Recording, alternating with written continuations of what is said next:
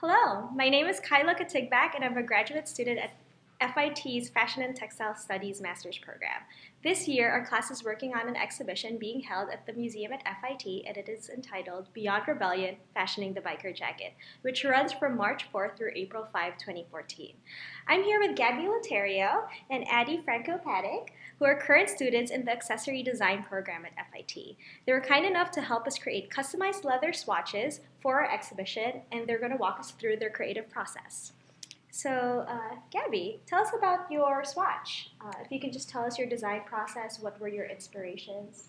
Okay, well, what I have here, what I made for the exhibition, is a lamb trapunto swatch. It's made of lamb black leather as well as underneath muslin.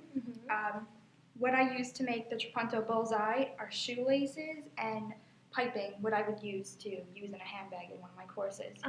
And it was really a lot of fun. I really didn't have too much trouble with it. The only trouble I ran into was with the glue. When I would glue down the rings, they would stick to my fingers and come up. But I eventually got it down, and I just put some top stitching over it, and on the back, you can see where I stitched. Yeah. So was that hard manipulating all those different materials when creating that swatch? Not too hard, no. The only thing with trapunto when working with that technique is you always have to start from the center. And you can never cut out your piece of leather with your pattern just yet. You have to mold around your pieces underneath the leather and then afterwards cut it because the size of the objects underneath take up space and they kind of shrink your leather a little bit. I see. So that's the only thing I would say if you're going to go about using this technique. And Addie, tell us about your swatch. I did a fringe swatch, and it is based off of a typical leather jacket, I suppose, and it has the studs that are very trendy right now, and the stitches that could be trendy, I suppose. Top stitching, decorative top stitching. So. How did you create that fringe? It's just so dynamic. Did you just? Well, I made a pattern for it, and I drew the lines in. And then I just cut it once I transferred it to the leather. So, yeah, simple as that. That movement. Yeah, and then the studs are screw-on. So that's simple and Lots easy. of visual interest. Nice. Yeah. Was this the first time either of you worked with leather, or have you worked with leather before this project? Yeah, definitely. We've made shoes, we made handbags, belts. Belts. Yeah, we worked with a variety of leather for sure. Nice.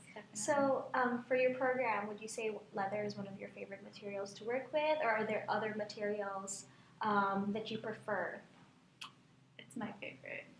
Yeah, for me too, definitely. You can do the same thing with it that you can do with fabric for the most part. I mean, if it's really a thick leather, then okay. But yeah, like really this, especially lamb, so thin, you could do a ton of different things with it. Use a ton of different techniques. Yeah.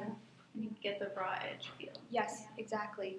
Not raw no edge. fraying and So in terms of design inspiration, have you used any iconic leather garments, leather jackets in the past for design references? Has that ever been something that's come Yes, into your... for this one actually, the inspiration behind this was a jacket that's in the exhibition right now. It's the Jean-Paul Gaultier leather jacket with kind of a bullseye feel, trapunto, to the shoulder of the jacket, and that's where I got my inspiration for this.